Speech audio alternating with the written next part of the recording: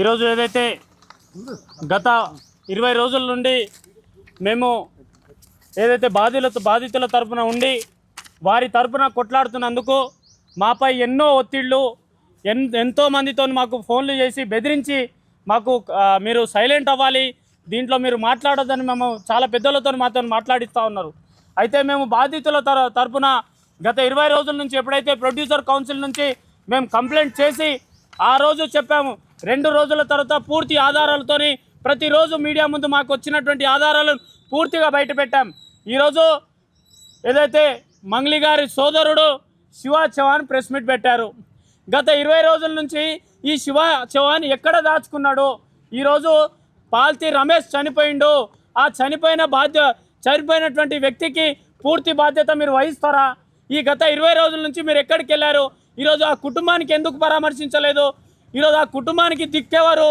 ఈరోజు మీపై ఇంత ఆరోపణలు చేస్తుంటే మీరు ఓర్వలేక ఈరోజు మీరు ప్రెస్ మీట్లు పెట్టి ఎవరో రాసిచ్చినటువంటి స్క్రిప్ట్ని మాట్లాడుతున్నారు. మరి ఇదే అసిస్టెంట్ రమావత్ రమేష్ చెప్తున్న దాంట్లో క్లారిటీ ఉంది కదా. నువ్వు చెప్పే దాంట్లో, రమావత్ రమేష్ చెప్పే దాంట్లో, మరి కోకాపేట్ సర్వీస్ సెంటర్లో నువ్వు బండి 10 నిమిషాల పాటు ఎందుకు ఆపినావు? అక్కడికి వెళ్ళి 30 లక్షల రూపాయల బ్యాగు ఏ కారులో పంపించినావు? ఈ క్లారిటీ చెప్పకుండా ఎందుకు నువ్వు జంప్ అవుతున్నావు? శివ చౌహాన్ దీనికి పూర్తి ఆధారాలు. నీకెవరో తెలియని వ్యక్తులతోని కర్నూల్లో నువ్వు హోటల్లో భోజనానికి ఎందుకు వెళ్తున్నావు? వాళ్ళతో గుడ్లకు ఎందుకు వెళ్తున్నావు? వాళ్ళతో సిమెంట్ ఫ్యాక్టరీకి ఎందుకు వెళ్తున్నావు? మరి కర్ణాటక మాజీ మంత్రి తన మనవడి దగ్గర నువ్వు డబ్బులు ఎందుకు తీసుకున్నావు?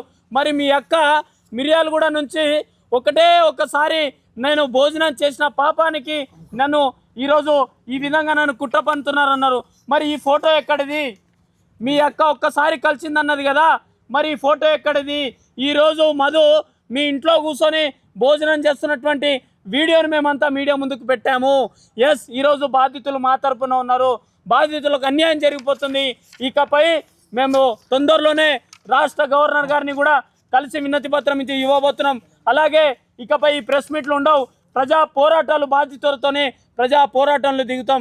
కాబట్టి మీ అందరూ సపోర్ట్ చేసినందుకు ధన్యవాదాలు. హనుమానాయక్ గారు ఒక్క నిమిషం మాట్లాడతారు. ఇలాంటి మరిన్ని వీడియోల కోసం మా యూట్యూబ్ ఛానల్ను లైక్ చేసి సబ్స్క్రైబ్ చేసుకోండి.